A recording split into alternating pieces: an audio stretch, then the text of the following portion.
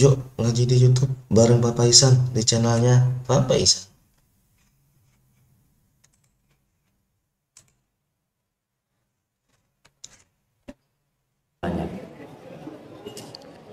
Sabar dengan takdir Allah. Semisal sakit yang sulit diobatin, sulit sembuh, dan ia selalu takut. Apa yang harus dia lakukan? Tawakal dengan cara bagaimana agar rasa takut itu hilang. Dari hamba Allah Sukabumi, Masya Allah. Dekat Sukabumi. Apa bahasa Arabnya Sukabumi? Ada yang mengatakan Sukabumi itu bahasa Arabnya hubbud dunya. Suka bumi, kan cinta dunia itu sendiri. Sukabumi main. Baik. Berkaitan dengan sakit yang sulit diobatin. Ketahuilah di antara tanda cinta Allah kepada hambanya bukan malah dikasih kesehatan, bukan malah dilancarkan rizkinya, dimuluskan usahanya, diangkat jabatannya, enggak. Bahkan Nabi SAW mengatakan, "Idza ahabballahu qauman ibtalah." Kalau Allah cinta kepada suatu kaum, Allah kasih bala sama mereka. Dikasih bala. Kenapa orang itu ketika dikasih bala, kemudian dia berangkat ke dokter, dokter nggak mampu, dikasih obat juga nggak sembuh, kemana dia akan pergi? Allah. Artinya ada orang memang yang dipaksa sama Allah untuk kembali kepada Allah Azza wa Jalla. Ada orang yang dibiarkan sama Allah, dikasih sehat sama Allah, dikasih harta sama Allah. Itu yang namanya istidraj. Sampai Nabi SAW mengatakan, "Idza ra'aitallaha yu'til 'abda 'ala ma'asihi ma yuhib." Kalau engkau melihat Allah memberikan kepada satu hamba apa yang dia sukai dalam kondisi dia berbuat maksiat, jemaah, fa'lam annahu istidraj. Ketahuilah itu istidraj. Artinya memang orang ini dilupakan sama Allah Azza wa Jalla dan dibuat lupa sama Allah Azza wa Jalla. Karena orang kalau sakit berangkat ke dokter, dokter mengatakan nggak mampu, kemana dia akan pergi? Apalagi dokter mengatakan nggak bisa, ini sudah nunggu mukjizat. Karena kalau ngomong seperti itu mereka, yang ditunggu adalah kesembuhan dari Allah Azza wa Jalla. Maka nasihat ana, berbaik sangkala sama Allah. Jangan suudzon. Ingat Nabi Ayub, beliau dikasih bala sama Allah yang berat sekali. Nabi, orang yang dicintai Allah Azza wa Jalla. Hartanya habis, padahal sebelumnya kaya raya. Anak-anaknya meninggal dunia, padahal mereka adalah belahan-belahan jiwanya Nabi Ayub alaihissalam. Ditambah lagi penyakit di badannya yang menjijikkan, yang menyebabkan manusia pergi meninggalkan beliau. Apa doa beliau? Wa ayyuba idh nada rabbahu anni massani ad-dur. Wa Ayyub idh nada rabbahu anni massani ad-dur. Dan Nabi Ayub ketika beliau berdoa memohon kepada Allah, ya Allah, aku tertimpa penyakit, tertimpa bencana, bala, petaka. Anni massani ad-durru wa anta arhamur rahimin. Dan engkau adalah yang pengasih dari semua yang mengasihi. Itu harus ada di dalam hati kita. Allah lebih sayang sama kita daripada orang tua kita. Mungkin kalau orang tua itu kepingin anaknya nggak sakit kan? Kepingin anaknya sembuh.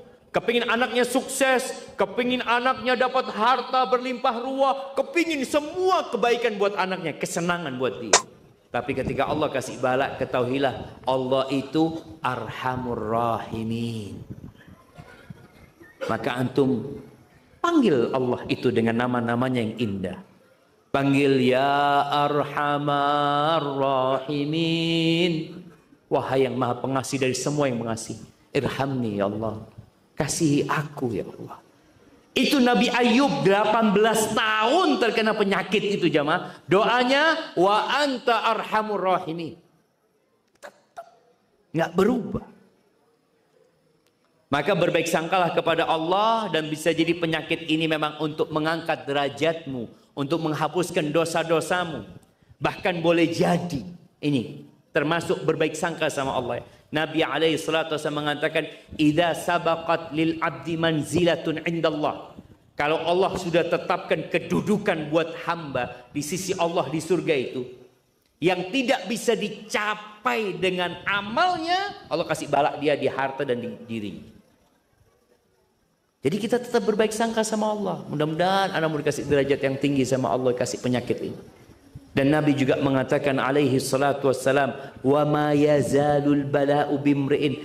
Ada orang yang dikasih balak itu sampai mati. Ada orang dikasih penyakit itu sampai mati, dibawa mati penyakitnya itu. Dokter mengatakan enggak bisa, angkat tangan dong. Dibawa mati itu penyakitnya. Ternyata memang itu untuk menghapuskan dosa dia. Sampai Nabi mengatakan hatta yamshiya 'alal ardi wa laysa 'alaihi khatiyah. Ada orang yang dikasih bala di muka bumi ini sampai dia berjalan di muka bumi ini nggak punya dosa. Setiap berbuat dosa dibersihkan dengan bala itu. Berbuat dosa bersihkan lagi sama bala itu. Karena ada yang penyakitnya sampai mati di bawah. Maka berbaik sangka sama Allah Subhanahu wa taala.